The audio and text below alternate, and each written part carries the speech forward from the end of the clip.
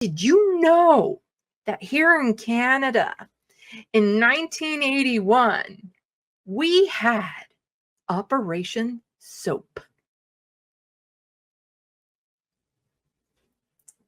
That's the actual name. Stonewall sounds a lot cooler. I will tell you. I will give you that. It sounds so much cooler. We had Operation Soap. So why don't we learn a little bit about it, huh? Let's share screen and we'll go to the bathhouse raise. Share. Boom. There we go. See, I did it right this time. So this is from the Canadian Encyclopedia. So Toronto bathhouse rates. Oh, right. I can just read it forward. I'm so used to looking off to the side to read it. It's still bigger on the side. So this was in 1981 that our queer rights movements really picked up steam. So on February 5th, 1981, patrons of the bathhouses in downtown Toronto, the Barracks, the Club, Richmond Street Health Emporium, and Roman Hill, and blah, blah, blah, was surprised by 200 police officers in a series of coordinated raids called Operation Soap.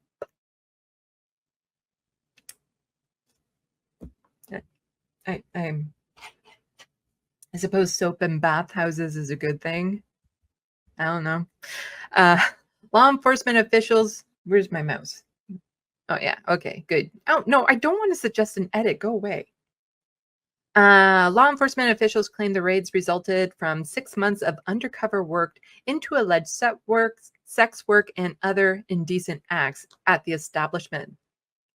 6 months of undercover work, you say? Hmm?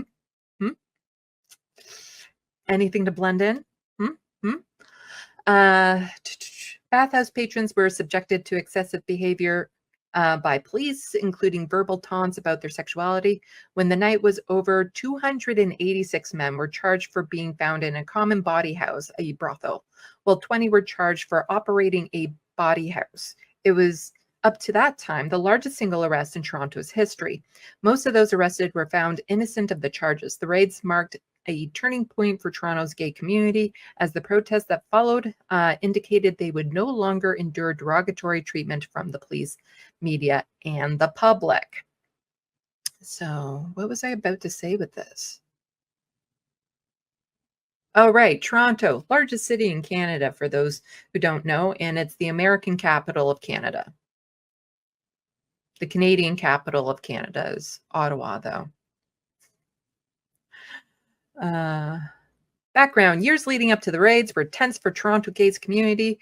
Egg and insult tossing at drag performers heading to Halloween balls along Yonge Street grew to the point where municipal police intervention was required to control public. The August 1977 sexual assault and murder of a shoeshine boy, Emmanuel Jacques, by several men in a Yonge Street massage parlor provoked sensational media coverage that emphasized the participation of gay men.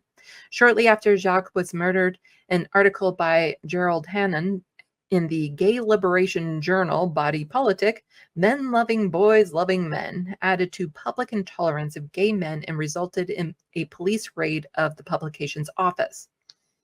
At the same time, community relations with Metropolitan Toronto Police Force deteriorated. Bathhouse owners whose businesses were once tacitly approved by the morality squad were no longer informed of upcoming police actions, resulting in a series of small raids beginning in December 1978. In March 1979, edition of the Metropolitan Police newsletter, Staff Sergeant Who Cared, the homosexual fad portrayed gay men as arrogant, militant deviants who recruited innocent children into their lifestyle. My, how right-wing talking points don't change. This moralistic view was found among many officers by law students and journalist Arnold Berner while compiling a study for the city on police relations with gay community following the raids. Berner summed up the views as stereotyped notions of homosexual man as an uncontrollable sexual libertine who commits crimes of lust, prostitute himself, who is capable of infecting those with whom he comes in contact with by spreading homosexuality or venereal disease.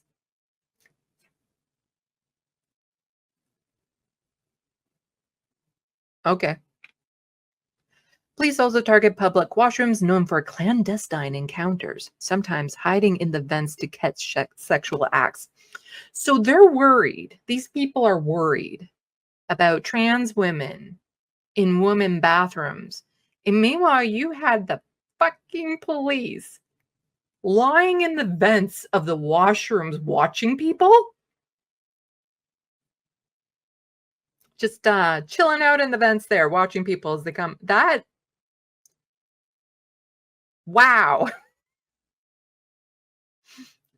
It's not trans women in women's bathrooms that people need to be worried about. It's the cops in the vents watching you that you need to be worried about.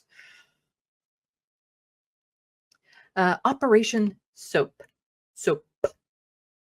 During the Operation Soap raids, police entered four bathhouses at 11 p.m. and used crowbars to open patrons' lockers. Undercover police wore red dots on their clothing to show, according to one officer, who are the straights. They put red dots on their clothing to indicate they are straight. It's a very straight thing to do. Accounts from those arrested later presented to the city council described hateful police behavior. One officer allegedly told a line of men standing against the shower wall, okay, graphic content, just content warning. This is pretty horrible. I wish these pipes were hooked up to gas so I could annihilate you all. A reference to Nazi death camps. Police compiled large amounts of personal information about the men rounded up, including the names of their works, superiors, for those who were married, names and phone numbers of their wives. The arrested feared retaliation from police who were known in the past to have made concerned citizen calls to employers when charges revolving around sexual orientation were laid. When the night was over, 286 men were charged for being found in a common body house, while 20 others were charged in, yeah, we already mentioned that. The boathouse suffered $50,000 in damage. No incidents of sex work was uncovered.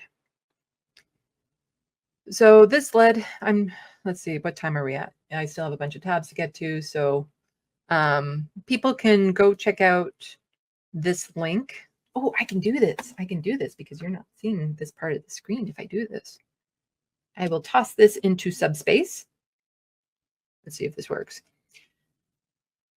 Yay, it worked. Okay, so you can finish reading up on this article. It is, a very important part of our history, our heritage here in Canada. But, this led to demonstrations and, violence between the police and people involved. Let's see. Body politic columnist Ken Porter later wrote about the riots. I know that something got into people because it got into me. What got into me was my own anger over living in this society which finds my existence inconvenient. What it got into me was my own anger over harassment on the streets that are never safe for me. What got into me was my own anger over the unrelenting stream of taunts and insults from the media, coolly calculated to undermine my self-respect with every passing day. As long as society continues to demand us as its victims and its human sacrifices, the anger is going to be there, waiting to get into us again and again. It's not going to go away for a long, long time. And then you can also read about the public reaction. One news person at Chum Radio referred to the police as pigs on the radio. So pigs in the vent, pigs in the radio. That sounds like a horrible dinner time. Pigs in a vent. It's usually pigs in a blanket. But an editorial published in the Globe and Mail on February 9th pointed out the hypocrisy of the raids and their implications for a wider range of communities in the city. There have been no such raids on other private clubs in Metro Toronto. There have been no such raids on heterosexual body houses in Metro Toronto. Even in the days when there were raids on heterosexual body houses, few charges were laid against founders.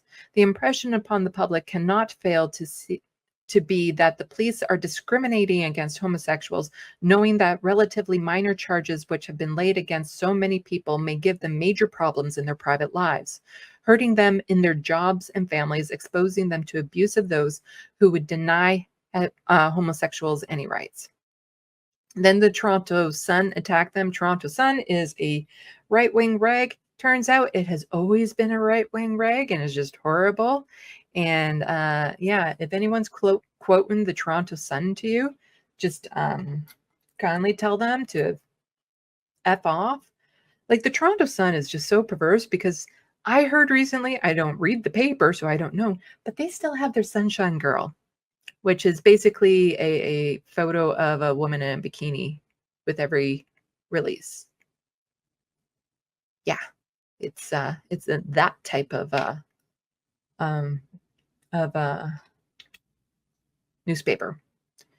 But what I can tell you is what this. Oh, here we go. I was wondering where I remembered seeing that legacy and significance. Over time, the bathhouse raids came to be considered as Toronto's equivalent of the 1969 Stonewall riots, in which patrons of New York City gay bar called Stonewall and fought back against police harassment. Most of those arrests in Toronto were found innocent of charges, and we already went over that. And yeah. But down here,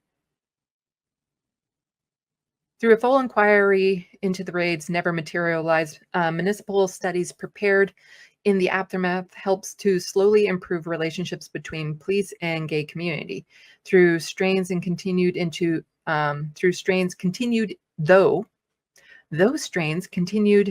the 21st century. Subsequent raids of Toronto bathhouses, gay and lesbian strip clubs, and nightclubs continue with raids in June of 81, April 83, February 96, and even September of 2000. The growing politicization and support of gay community fueled civil rights activism, made homophobia less acceptable, and have led to Pride becoming one of Toronto's largest annual public celebrations. So, yes, this led to Toronto Pride. And, you hear about Toronto Pride Parade, and it is one of the largest celebrations of Pride in the world.